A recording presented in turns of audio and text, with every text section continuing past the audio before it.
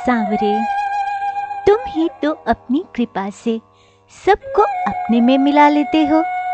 नहीं तो संसार में तो मनुष्य माया में लिप्त ही आता है और जीवन भर माया में लिप्त ही रहता है। हर तरह का सुख हासिल करना, यश प्राप्त करना, विषयों को भोगना और अपने आप को सिर्फ इसी के लिए समझते रहना, ये ही अपना धर्म, अपना कर्म समझता है। लेकिन तुम्हारी मेहर से मनुष्य साधारण हालातों से ऊंचा होके ईश्वर के साथ एक रूप हो जाता है। तुम्हारी कृपा की भी अलग अलग अवस्थाएं हैं। जब तुम्हारी कृपा होती है तो सत्संग से जुड़कर मनुष्य दुनिया के विषयों से, विकारों से पलट के आत्मा की ओर झांकता है और ये सोचता है कि मेरे जीवन का क्या प्रयोजन है, मैं संसार में क्यों आया हूँ, मेरा क्या फर्ज है। इस अवस्था में मनुष्य ये विचारता है कि इस धरती पे जीव धर्म कमाने के लिए आए हैं। सांवरे, तुम्हारे दर पे जीवों के अपने अपने किए कर्मों अनुसार निर्णय होता है। इस दुनिया में आदर या निरादर कोई मूल्य नहीं रखते। दरअसल वही आदरणीय है जिसे तुमने अपने से मिला लिया। जो जो मनुष्य की सुरती ऐसे ख्यालों से जुड़ती है, त्यों त्यों उसके अंदर से स्वार्थ की गांठ खुलती जाती है। मनुष्य पहले माया में मस्त रहने के कारण अपने आप को या अपने परिवार को ही अपना जानता है, सिर्फ अपने को सब कुछ मानता है, इससे परे किसी और विचार में नहीं पड़ता। पर अब जब तुम्हारी कृपा उस पर बरसती है तो वो सत्संग जाता है और सत्संग के प्रभाव से अपना धर्म समझने और तुमसे अपनी वाकफियत को बढ़ाने का यत्न करता है, क्योंकि वो जान जाता है कि संसार में आकर उसका सबसे बड़ा सच्चा धर्म तो तुम्हें जानना और तुमसे मिलना है। यही होती है कृपा की पहली अवस्था, जिसे कहते हैं धर्मखंड। सत्संग से मिले विचार के बल पर ज्ञान की आंधी सी आ जाती है, जिसके आगे सब वहम भ्रम उड़ जाते हैं और अब तुम और तुम्हारी लीलाएं उसकी आंखों में रहने लगती है। ज्यों ज्यों तुम में लीनता बढ़ती है, त्यों त्यों वह आनंद में भर जाता है, जो पहले माया के पदार्थों में से उसे नहीं मिलता था।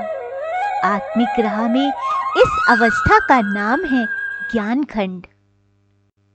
ये ज्ञान खंड मनुष्य के अंदर एक नया सृजन करता है, अंदर ऊंची सुरती वाले संस्कार पैदा करता है। अमृत वेला प्रभात के समय जागने की मेहनत करता है, नाम जपता है, शास्त्र पढ़ता है। ज्ञान खंड में पहुंचा हुआ मनुष्य जो जो ये मेहनत करता है, त्यों त्यों भक्ति का धन बढ़ता है, त्यों त्यों उसके मन को मानो सुंदर रूप चढ़ता है। ऊंची सुरती और ऊंची बुद्धि हो जाती है, मन में जागृति आ जाती है, मनुष्य को देवताओं और सिद्धियों वाली सूझ आ जाती है। यह तीसरी अवस्था है श्रम खंड। ये श्रम खंड मनुष्य को दृढ़ विश्वास वाला बना देता है।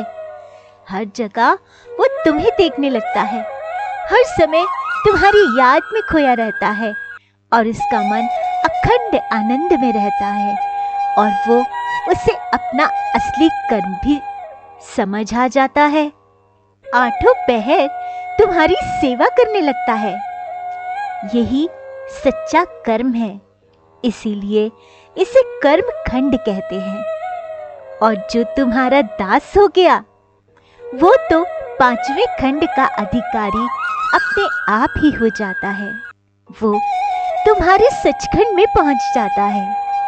हाँ सांवरे, वो सचखंड कहीं बाहर नहीं, वो सचखंड मनुष्य के अपने ही अंदर होता है, जहाँ तुम हर पल विराजमान होते हो, और बस यहीं से खत्म होता है संसार और शुरू होती है तुम्हारे और उसके एक हो जाने की कहानी।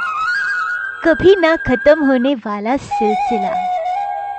लेकिन ऐसी उच्च आध्यात्मिक अवस्था तभी बन सकती है जब संसारी तख्तो ताज का नशा ना हो, आचरण पवित्र हो, दूसरों के आक्रमण रुख को बर्दाश्त करने का हौसला हो, क्योंकि जो अभी कृपा की अवस्था से स्वयं दूर हैं, वो अभी भी उससे पहले वाला मनुष्य ही समझते हैं, अपमान करते हैं।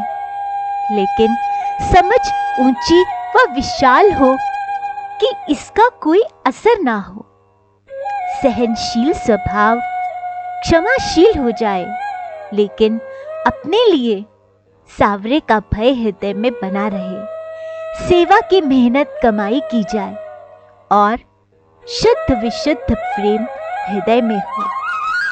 सावरे, हमारी तुमसे यही विनती है कि हम पर अपनी कृपा की वर्षा बरसाए रखना। मेरी सुरती रूपी राधा सदैव तुम्हारे साथ सचखंड में आनंद और आह्लाद प्राप्त करती रहे। श्री राधे।